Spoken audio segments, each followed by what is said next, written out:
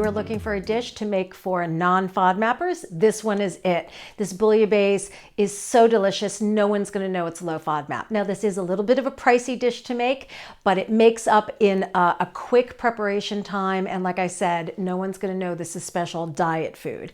We are even going to make a garlicky roasted red pepper aioli. Now, you probably know that aioli is a garlic mayonnaise. How are we going to do that? With garlic infused olive oil. It's super easy. We're going to whisk it together in a bowl with a whisk by hand. You do need a raw egg, so you should probably shop for pasteurized eggs so that it'll be safe to eat for everyone. Maybe you've never noticed them before in the supermarket, but they're right there with the regular eggs, and this is going to be a big hit at your next party.